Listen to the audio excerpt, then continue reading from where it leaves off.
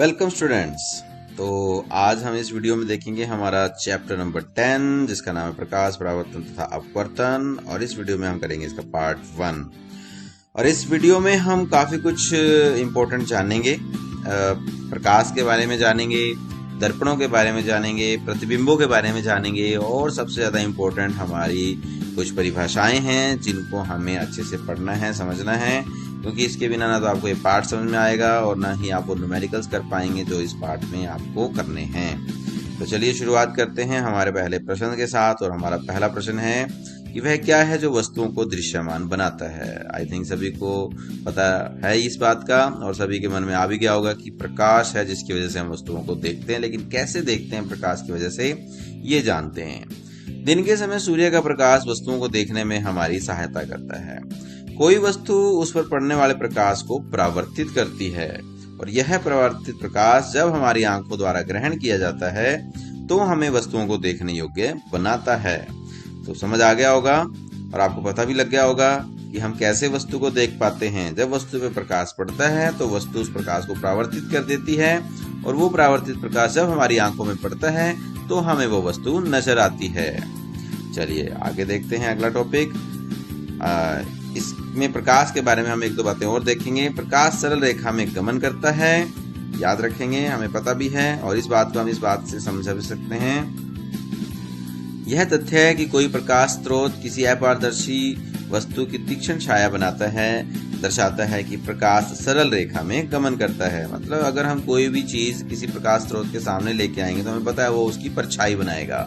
इससे पता लगता है कि प्रकाश सरल रेखा में गमन करता है। प्रकाश के इसी सरल रेखीय पथ को हम प्रकाश किरण कहते हैं। और प्रकाश वह ऊर्जा है जिसके द्वारा हम वस्तुओं को देख सकते हैं। ये इसकी परिभाषा है, आपने याद रखनी है। और ये भी याद रखना है कि प्रकाश स्वयं दिखाई नहीं देता, लेकिन हम प्रकाश के बिना कुछ भी नहीं देख सकते। मतलब प्रकाश ही हमें वस्तुओं को देखने में सहायता करता है, बल्कि वो खुद दिखाई नहीं देता। चलिए अगला टॉपिक देखते हैं, प्रकाश का विवर्तन। पहले पढ़ लेते हैं। यदि प्रकाश के पथ में रखी अपारदर्शी वस्तु अत्यंत छोटी हो तो प्रकाश सरल रेखा में चलने की बजाय इसके किनारों पर मुड़ने की प्रवृत्ति दर्शाता है और इस प्रभाव को प्रकाश का विवर्तन कहते हैं। विवर्तन जैसी परिघटनाओं की व्याख्या करने के लिए प्रकाश को तरंग के रूप में माना जाता है। तो पहले मैं आपको पहला पॉइंट समझाता हूँ कि अगर कोई वस्तु बहुत छोटी है और जब प्रकाश उसके पास उसके सामने से गुजरेगा तो प्रकाश उससे टकराकर मुड़ जाएगा और प्रकाश के मुड़ने को ही क्या कहते हैं हम, प्रकाश का विवर्तन। और दूसरी बात कि अगर हमें प्रकाश के विवर्तन को समझना है तो इसके लिए हमें प्रकाश को सरल रेखा में गमन करने की बजाय कैसा मानना पड़ेगा कि प्रकाश तरंग के रूप में गति करता है, इस तरीके से। तो आई होप कि दोनों बातें आपको समझ में आ गई होंगी। एक बार दोबारा पढ़ेंगे तो आपको अच्छे से समझ आ जाएगी। चलिए अब हम देखते हैं हमारा अगला टॉपिक, प्रकाश का परावर्तन। वेरी इंपॉर्टेंट, इसकी परिभाषा को अच्छे से याद करेंगे।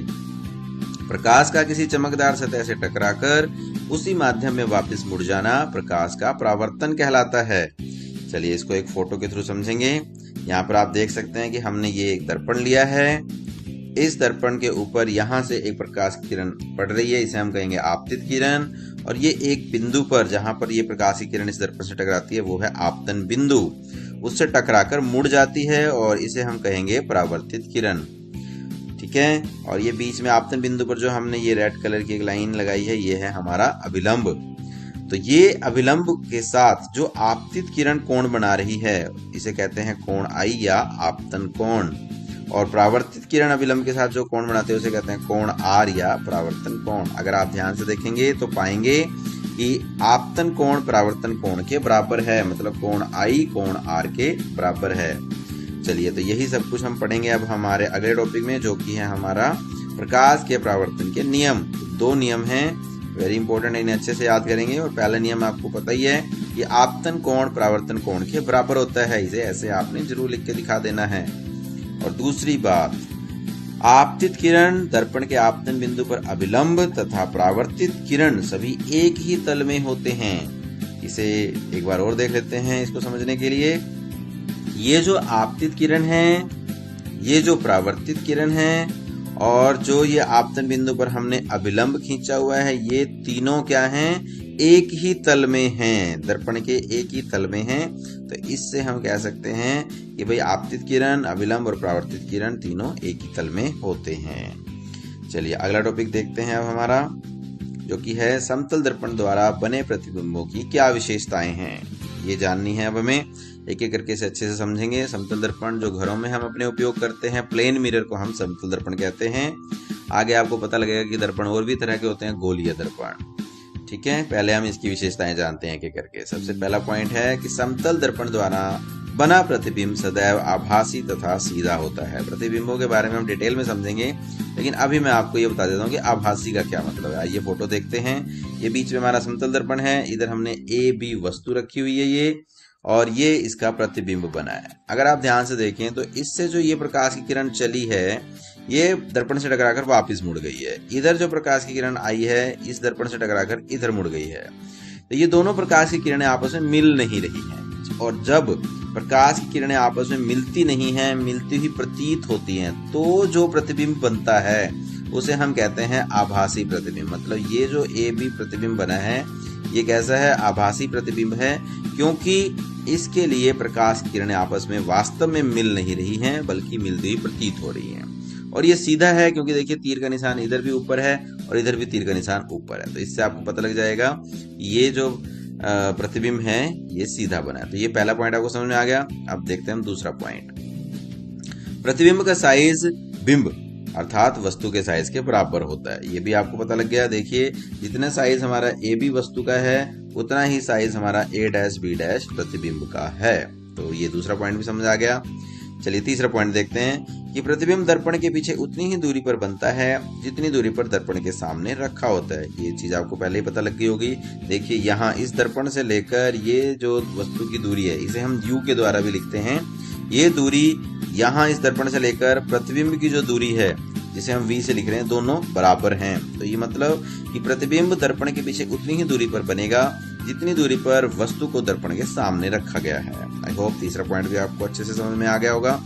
और चौथा पॉइंट हम समझ लेते हैं अब। इसके अतिरिक्त प्रतिबिंब पार्श्व परिवर्तित होता है। पार्श्व परिवर्तित का क्या मतलब है, ये पढ़ते हैं। इसमें वस्तु का दायां भाग बायां प्रतीत होता है और बायां भाग दायां, मतलब कि साइड चेंज हो जाती है। तो समतल दर्पण की एक खास बात है। इसे हम इस फोटो में तो नहीं समझ सकते, लेकिन आप अपने घरों में दर्पण के सामने खड़े होकर आप इस बात को आसानी से समझ सकते हैं। आज आप जरूर खड़े होकर के देखिएगा और आपको खुद नजर आएगा कि आपका जो बायां भाग है दर्पण में आपको दायां लगेगा, और आपका जो दायां भाग है वो दर्पण में आपको बायां लगेगा।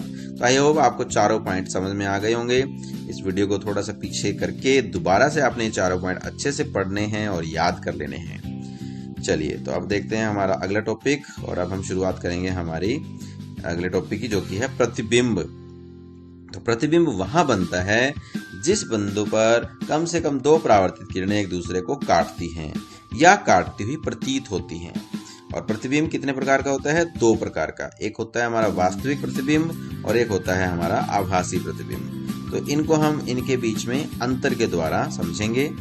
तो पहले देखते हैं वास्तविक प्रतिबिंब और फिर आभासी प्रतिबिंब। वास्तविक प्रतिबिंब की परिभाषा है, यह तब बनता है जब प्रकाश की किरणें वास्तव में एक दूसरे को काटती हैं। और आभासी प्रतिबिंब यह तब बनता है जब प्रकाश की किरणें एक दूसरे से मिलती नहीं है, मिलती ही प्रतीत होती हैं। आप इस फोटो के थ्रू आप समझेंगे। तो देखिए यहाँ पर ये जो प्रकाश की किरणें आ रही हैं, ये परावर्तन के पश्चात एक बिंदु F पर मिल रही हैं, वास्तव में मिल रही हैं। तो ये हो गया हमारा, यहाँ पर जो बनेगा वो होगा वास्तविक प्रतिबिंब। लेकिन आप अगर इसमें देखें, यहाँ पर आप देख सकते हैं कि प्रकाश की किरणें परावर्तन के पश्चात मुड़ गई हैं और मुड़ने के बाद वो मिल नहीं रही हैं। लेकिन अगर हम इन्हें पीछे की तरफ बढ़ाएं तो ये एक बिंदु पर मिलती हुई प्रतीत होती है। तो यहाँ पर जो प्रतिबिंब बनेगा वो बनेगा हमारा आभासी प्रतिबिंब। तो याद रखेंगे।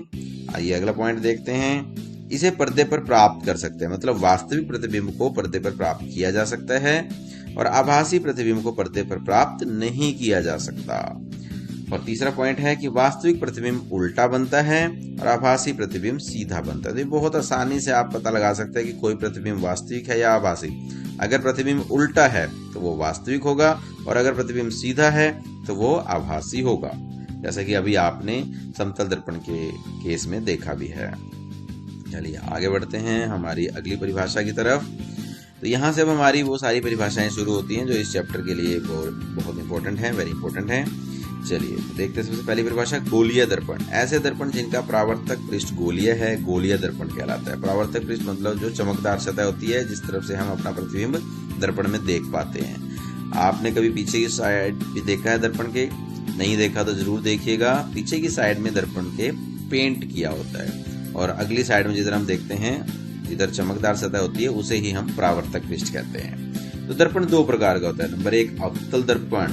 तो गोलीय दर्पण जिसका परावर्तक पृष्ठ अंदर की ओर अर्थात गोले के केंद्र की ओर होता है वह अवतल दर्पण कहलाता है। और उत्तल दर्पण कौन सा होगा? वह गोलीय दर्पण जिसका परावर्तक पृष्ठ बाहर की ओर वक्रित होता है, उत्तल दर्पण कहलाता है। आइए फोटो के थ्रू भी समझ लेते हैं। तो ये है हमारा अवतल दर्पण। इसकी ये चमकदार सतह है जो अंदर की तरफ वक्रित है, मतलब अंदर की तरफ गोल है। और ये है हमारा उत्तल दर्पण जिसकी चमकदार सतह बाहर की ओर वक्रित है, अर्थात बाहर की तरफ मुड़ी हुई है। तो ये आपको समझ में आ गया होगा। हमेशा याद रखेंगे अवतल दर्पण कौन सा है और उत्तल दर्पण कौन सा है। अगली परिभाषा देखते हैं, ध्रुव। गोलीय दर्पण के परावर्तक पृष्ठ के केंद्र को दर्पण का ध्रुव कहते हैं और यह दर्पण के पृष्ठ पर स्थित होता है और ध्रुव को प्राय P अक्षर से निरूपित करते हैं। इस फोटो में आपको नजर आएगा ध्रुव। ये जो P पॉइंट है, ये जो परावर्तक पृष्ठ है, ये वाला जिसको अभी मैं ड्रॉ कर रहा हूँ, ये परावर्तक पृष्ठ जो है यहाँ से लेकर यहाँ तक, इसका जो सेंटर पॉइंट है, ये इसे हम ध्रुव कहते हैं और ये पृष्ठ का केंद्र होता है। इसे P द्वारा दर्शाया जाता है। चलिए अगली परिभाषा देखते हैं, वक्रता केंद्र। Very important. गोलीय दर्पण का परावर्तक पृष्ठ एक गोले का भाग है। इस गोले का केंद्र गोलीय दर्पण का वक्रता केंद्र कहलाता है और यह अक्षर C के द्वारा निरूपित किया जाता है। इसके अलावा दो बातें और याद रखेंगे। वक्रता केंद्र दर्पण का भाग नहीं है, यह परावर्तक पृष्ठ के बाहर स्थित होता है। और तीसरी बात, अवतल दर्पण का वक्रता केंद्र परावर्तक पृष्ठ के सामने स्थित होता है और उत्तल दर्पण का वक्रता केंद्र परावर्तक पृष्ठ के पीछे स्थित होता है। चलिए एक फोटो में हम इन्हें समझते हैं। तो ये सबसे पहले हम देखते हैं अवतल दर्पण और इसका वक्रता केंद्र कहाँ पर है? ये क्यों है ये? क्योंकि ये देखिए, ये एक गोले का भाग है, ये गोला बन रहा है पूरा। इस गोले का जो सेंटर पॉइंट है, केंद्र, ये क्या कहलाता है? इसका वक्रता केंद्र। और ये इस परावर्तक पृष्ठ पर नहीं है। अगर आप देखें तो ये परावर्तक पृष्ठ के बाहर स्थित है। तीनों बातें आपको समझ में आ रही। और तीसरी बात ये थी कि जो अवतल दर्पण है उसका वक्रता केंद्र उसके सामने स्थित है, उसके सामने है। दूसरी तरफ ये है हमारा उत्तल दर्पण। इसका ये गोला है, इसका वक्रता केंद्र है यहाँ पर, इसका परावर्तक पृष्ठ है इधर, लेकिन वक्रता केंद्र है पीछे। C कहाँ पर स्थित है? पीछे। तो ये सब आपको समझ में आ गया होगा। चलिए देखते हैं अगली परिभाषा, वक्रता त्रिज्या। तो गोलीय दर्पण का परावर्तक पृष्ठ जिस गोले का भाग है उसकी त्रिज्या दर्पण की वक्रता त्रिज्या कहलाती है और इसे अक्षर R से निरूपित किया जाता है। ये देखिए इस फोटो में। तो ये गोला हो गया इसका पूरा और ये जो C है केंद्र हो गया। केंद्र से लेकर P तक की जो दूरी है इसी को हम वक्रता त्रिज्या या R के द्वारा दर्शाते हैं। तो याद रखेंगे, परिभाषा को एक बार दोबारा से पढ़ेंगे और फिर फोटो में समझने की कोशिश करेंगे। आइए अगली परिभाषा देखते हैं। अच्छा, यहाँ पर एक और बात है कि PC दूरी वक्रता त्रिज्या के बराबर है। ये तो हमें पता लगी गया। PC तक की जो दूरी है वो है वक्रता त्रिज्या के बराबर। अब मुख्य अक्ष क्या है? गोलीय दर्पण के ध्रुव तथा वक्रता त्रिज्या से गुजरने वाली एक सीधी रेखा को दर्पण का मुख्य अक्ष कहते हैं। मुख्य अक्ष दर्पण के ध्रुव पर अभिलंब होता है। ये देखिए, तो ये जो सीधी लाइन जा रही है जो कि C और P से होते हुए गुजर रही है, वक्रता केंद्र और ध्रुव से होते हुए जो सीधी रेखा गुजरेगी उसे हम क्या कहते हैं? मुख्य अक्ष। और ये ध्रुव पर अभिलंब भी कही जा सकती है। अगली परिभाषा देखते हैं, मुख्य फोकस। Very important. मुख्य अक्ष के समांतर आने वाली प्रकाश की किरणें दर्पण से टकराकर मुख्य अक्ष पर जिस बिंदु पर मिलती हैं या मिलती हुई प्रतीत होती हैं वह बिंदु दर्पण का मुख्य फोकस कहलाता है और मुख्य फोकस को अक्षर F द्वारा निरूपित किया जाता है। आइए दोनों के लिए देख लेते हैं। एक तो ये हो गया अवतल दर्पण के लिए। देखिए ध्यान से, ये सारी जो प्रकाश की किरणें आ रही हैं ये मुख्य अक्ष के समानांतर आ रही हैं। ये हमारा मुख्य अक्ष है। इसके समानांतर आने वाली जो प्रकाश की किरणें हैं अवतल दर्पण से टकराकर एक बिंदु पर वास्तव में मिल रही हैं। ये हो गया इसका मुख्य फोकस। लेकिन दूसरी तरफ है हमारा ये उत्तल दर्पण। इसमें प्रकाश की किरणें समानांतर जो आ रही हैं ये टकराने के बाद वास्तव में नहीं मिलती, लेकिन मिलती हुई प्रतीत होती हैं इस F बिंदु पर। पीछे की तरफ बढ़ाने पर ये मिलती हुई प्रतीत होती हैं। तो ये क्या है? इसका मुख्य फोकस। तो आपको ये परिभाषा कई बार अलग से भी पूछी जा सकती है। कह दें कि भाई अवतल दर्पण का मुख्य फोकस बताइए, उत्तल दर्पण का मुख्य फोकस। तो आप उसकी परिभाषा कैसे लिखेंगे? इस तरीके से आप लिख सकते हैं। तो अवतल दर्पण का मुख्य फोकस, मुख्य अक्ष के समांतर आने वाली प्रकाश की किरणें अवतल दर्पण से टकराकर मुख्य अक्ष पर जिस बिंदु पर मिलती हैं, वह बिंदु अवतल दर्पण का मुख्य फोकस कहलाता है। ठीक है, ये फोटो आप पहले देख चुके हैं। और दूसरा है हमारा उत्तल दर्पण का मुख्य फोकस, मुख्य अक्ष के समांतर आने वाली प्रकाश की किरणें उत्तल दर्पण से टकराकर मुख्य अक्ष पर जिस बिंदु पर मिलती हुई प्रतीत होती हैं, वह बिंदु उत्तल दर्पण कहलाता है। और इसके लिए आप ये इमेज बनाकर समझा भी सकते हैं। चलिए अगली परिभाषा देखते हैं। यह है हमारी फोकस दूरी। गोलीय दर्पण के ध्रुव तथा मुख्य फोकस के बीच की दूरी फोकस दूरी कहलाती है। ये फोटो में देखिए, आप समझ जाएंगे कि P तथा F की दूरी को हम क्या कहते हैं? फोकस दूरी। इसे F द्वारा निरूपित किया जाता है। ठीक है, चलिए अगली परिभाषा देखते हैं। द्वारक। तो गोलीय दर्पण के परावर्तक पृष्ठ की वृत्ताकार सीमा रेखा का व्यास दर्पण का द्वारक कहलाता है। इसे MN के द्वारा निरूपित किया जाता है। ये यहाँ से लेकर M से लेकर और यहाँ N तक की जो दूरी है, मतलब ये पूरा जो परावर्तक पृष्ठ का व्यास है यहाँ से लेकर यहाँ तक, ये क्या कहलाता है? द्वारक। और इसे हम MN द्वारा दर्शाते हैं। चलिए अब लास्ट जो हमारा टॉपिक है ये हम जान लेते हैं। गोलीय दर्पण की वक्रता त्रिज्या R तथा फोकस दूरी F के बीच में क्या संबंध है? तो गोलीय दर्पणों के लिए वक्रता त्रिज्या फोकस दूरी से दोगुनी होती है। देखिए इसको हम इस तरीके से लिख सकते हैं, R बराबर है 2F या F बराबर है R/2। ये दोनों वेरी इंपॉर्टेंट सूत्र हैं। इनसे रिलेटेड एक प्रश्न या एक छोटा सा न्यूमेरिकल, और वो भी सिर्फ 1 नंबर का जरूर आता है क्योंकि बहुत आसान है। तो यहाँ पर एक और बात जान लेते हैं। यह दर्शाता है कि किसी गोलीय दर्पण का मुख्य फोकस उसके ध्रुव तथा वक्रता केंद्र को मिलाने वाली रेखा का मध्य बिंदु होता है। तो आपको ये भी ध्यान रखना है कि जो मुख्य फोकस है वो ध्रुव तथा वक्रता केंद्र का मध्य बिंदु होता है। बिल्कुल बीच में होगा मुख्य फोकस C और R के। तो इस तरीके से आपको ये सब परिभाषाएं और ये सूत्र याद रख लेने हैं। आई होप आपको सब कुछ समझ में आ गया होगा। अगर नहीं समझ में आया है तो इस वीडियो को एक बार दोबारा देखें। अगर फिर भी कुछ समझ नहीं आता तो आप कमेंट करें और बताएं कि क्या चीज़ है जो आपको समझ नहीं आई है, ताकि मैं उसे फिर से दोबारा से आपको अच्छे से समझा सकूं। चलिए थैंक यू इस वीडियो को देखने के लिए वेरी मच।